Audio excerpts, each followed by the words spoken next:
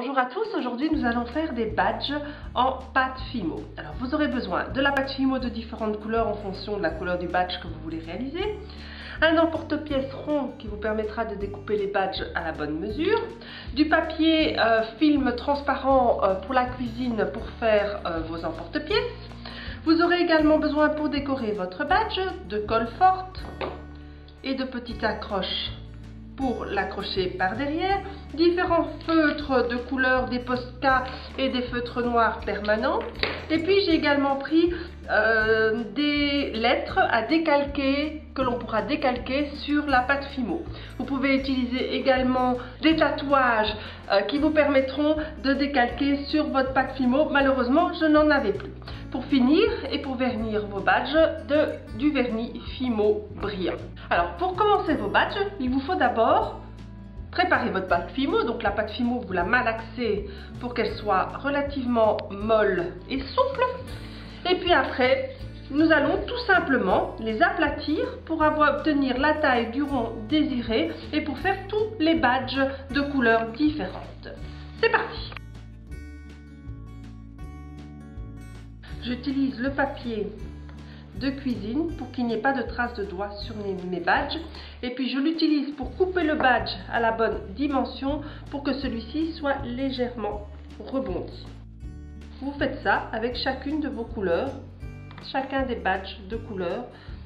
Ici j'ai pris du vert, du rouge, du bleu, du jaune, du noir et du blanc. Voilà mon premier support de badge qui est découpé, prêt à être cuit. Et nous faisons ça avec toutes les autres couleurs.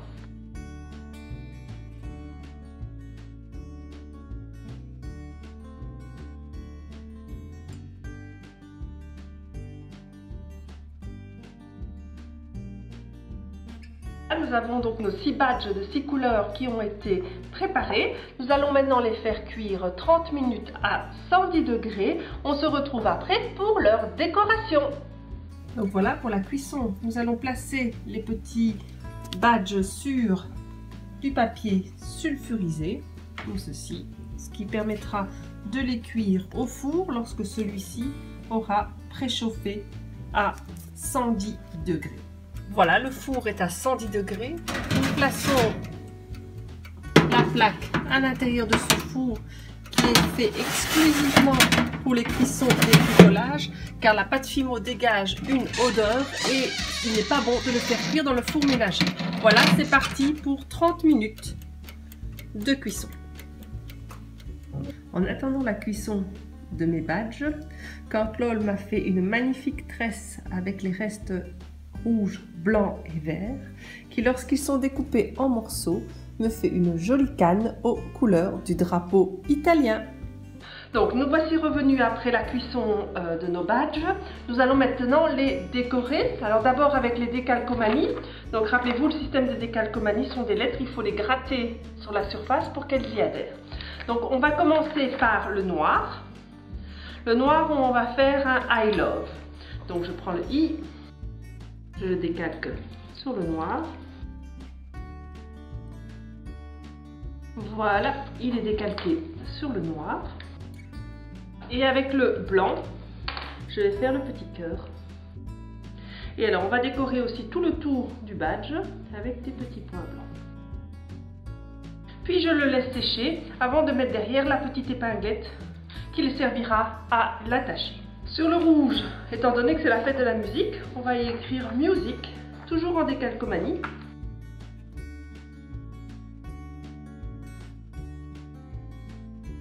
Et voilà, Music est écrit.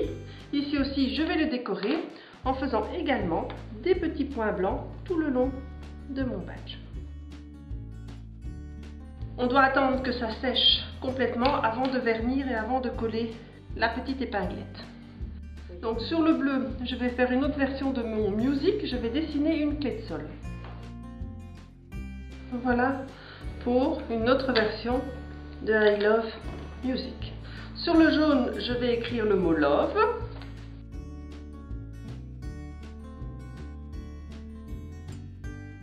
Voilà pour le Love. Et donc vous pouvez combiner pour faire le drapeau belge I Love Music Ou vous auriez pu mettre I love BE comme je l'ai mis sur mon compte Instagram si vous avez été voir la photo que j'ai publiée hier soir.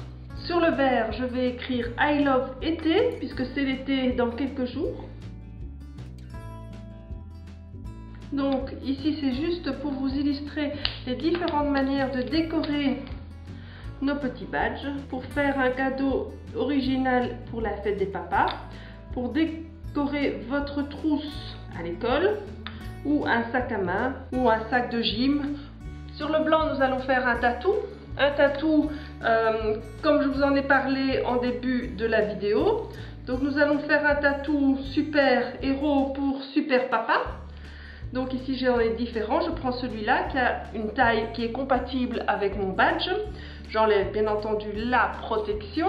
Et je fais comme si c'était un tatouage sur ma peau, c'est-à-dire je place le super papa sur le badge, je le mouille pour le faire adhérer comme si c'était sur la peau. Et voilà, mon super papa est collé sur le badge et je peux après, je vais l'essuyer avec un petit morceau d'essuie-tout et vous pouvez écrire dessus super papa au Posca. Vous pouvez bien entendu faire des badges soit avec les petites épinglettes, mais vous pouvez aussi faire des aimants sur le même principe de décalcomanie ou utiliser les tatous pour réaliser vos super badges. On va se retrouver d'ici une petite heure ou plus, ça dépendra le temps que mettra à sécher le Posca sur mes badges pour le vernissage et pour le montage des épinglettes. A tout de suite! Nous voici de retour après séchage des badges, on va pouvoir les vernir. Voilà, les badges sont vernis. Nous allons pouvoir maintenant accrocher l'épinglette. Donc pour coller le support en métal, vous mettez beaucoup de colle. Ici j'ai pris de la colle UU forte sur le métal. Prenez le badge, vous la posez derrière. Vous voyez que ça dépasse bien. Vous pouvez remettre une couche de colle par-dessus pour être sûr que le métal soit bien imbibé de colle. Et avec une petite baguette en bois, en fait ce que je fais c'est que je passe par-dessus pour être sûr que ça colle très très fort. Voilà, vous pouvez le faire pour chacun des badges. J'espère que cette vidéo vous a plu. Bon amusement pour créer vos différents badges en cette fin d'année scolaire. Je vous retrouve la semaine prochaine pour un nouveau bricolage. N'hésitez pas à liker, à vous abonner et à partager mes vidéos et mon compte Instagram. Merci.